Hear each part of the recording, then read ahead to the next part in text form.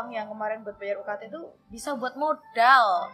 Jadi buat teman-teman sekarang yang masih suka main-main, buang-buang duit, sayangin tuh duitnya buat modal, buat kuliah lagi. Yang males-malesan kuliahnya, jangan males-males, cepetan lulus, sayang duitnya. Tuh beneran. Tapi kita kalau membahas buat usaha, perlu tanda tanya juga teman-teman. Nggak semua orang itu bisa usaha. Jangan tersesat kita dengan omongan motivator itu. Maafkan kita modal saya. nanti bangkrut, siapa yang tanggung jawab? Iya, maksudnya bisa digerakkan usahanya itu nggak harus usaha membuat sesuatu atau berdagang sesuatu, tapi usahanya itu sesuai passion masing-masing. Nah, Tipsnya apa sih kalau kita mau usaha itu? Karena nggak semua orang itu berbakat dalam usaha loh.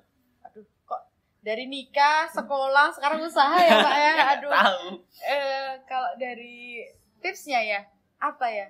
Niat sih kayaknya. Tapi niat nggak cukup ya. Harus ada eksekusinya. Karena ini loh, kalau kita membahas orang pendidikan tinggi pintar usaha, itu menurutku nol. Oh, enggak Pak. Menurutku pendidikan itu bukan menjadi tolak ukur untuk dia berhasil usaha atau enggak. Terus? Tapi dia bisa memicu, menambah ilmu untuk usahanya. Contohnya, kebetulan aku gerak di bidang SDM dan manajemen. Kebetulan aku di ekonomi bisnis itu ada materi atau perkuliahan lah ya, apa sih namanya, mata kuliah ya, mata kuliah yang berkaitan sama SDM, manajemen resiko dan lain sebagainya. Terus apalagi kan kalau kita kan ada peminatannya ya Pak ya, peminatannya aku ngambil yang lebih spesifik di bidang kerjaku dong. Nah itu kan berarti kan bisa membantu. Tapi sekali lagi pendidikan bukan menjadi tolak ukur untuk berhasil atau tidaknya usaha. Tapi pendidikan bisa membantu untuk menambah kualitas usaha. Tuh. Artinya pengusaha itu tidak semua orang bisa lakukan. Oke. Berarti pengusaha itu pun passion ataupun bakat dari lahir atau gimana sih? Aduh. Kalau menurutku ya, sesuatu hal itu bisa diusahakan. Kalau kita bilang kita nggak mampu di bidang itu, berarti udah nggak minat. Nanti harus ada minat. Minat ya pasti harus ada minat dong. Kalau nggak minat di situ, ngapain terjun di situ? Nanti malah nggak totalitas. Harus minat dulu di situ. Oh iya Pak, buat ngomongin minat nih Pak, aku dulu nyari minatku di mana itu panjang Pak. Gimana itu? Aku pernah kerja di, ya walaupun sebentar ya, pernah di radio gitu Pak. Cuman aku keluar Pak, kurang disiplin. Aduh, dah itu. Terus aku juga pernah jadi barista Pak, 2 tahun. Tapi ternyata di barista tuh capek guys, sumpah. Jadi buat yang sekarang kerja di kafe Keren. Jadi intinya di mana yang Anda minati lah ya. Betul. Mungkin itu bukan saya suka di situ tapi belum minat saya mungkin kan di sana. Ya. Jadinya ternyata aku lebih minat ke, aku juga pernah ngajar Pak. Capek Pak ngajar Pak juga Pak. Akhirnya lebih seneng di lapangan. Ini capeknya tuh bener-bener capek tapi seneng gitu loh. Jadi ketutup rasa capeknya. Sekalian jalan-jalan ya. Awalnya sekalian jalan-jalan, sekarang mana mikir jalan-jalan ya Pak. Sekarang aku mikirnya di sana ada makan apa Pak. Lapar soalnya Pak. Nah, balik lagi nih ke topik nih. Udah ada minat nih, ketemu minatnya. Kalau udah ketemu minatnya, motivasinya Pak. Terus? Minatnya udah dapet, motivasinya apa? Kalau aku kan dulu motivasinya pengen buat perusahaan yang bisa buat nanti ketika kita tua itu masih langgeng lah, dia masih bisa bergerak atau berjalan.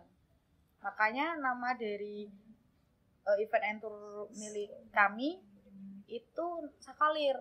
Sakalir itu artinya kalau dari bahasa Sanskerta itu semuanya.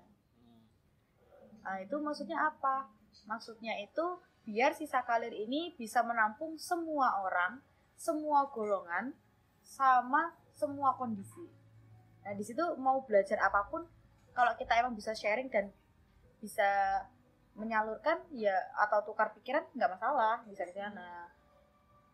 Nah, itu tujuan awalnya. Udah ada minat, udah ada motivasi udah ada kan. Nah, baru itu action. Niat tuh sendiri nggak sih, Pak? Niat harus ada sendiri ya? Ya, niat kan bagian dari kita berminat. Oh ya udah, berarti pokoknya minat,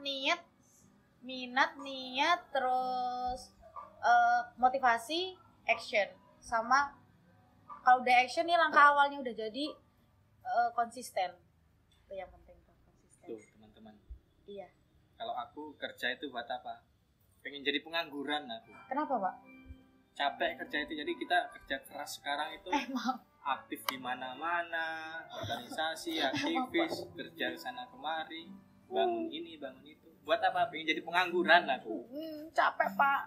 Aku kalau pengen ya, Pak ya, pengen dimodalin gitu, Pak. Katanya tadi nggak bisa diem aja. Mana ini?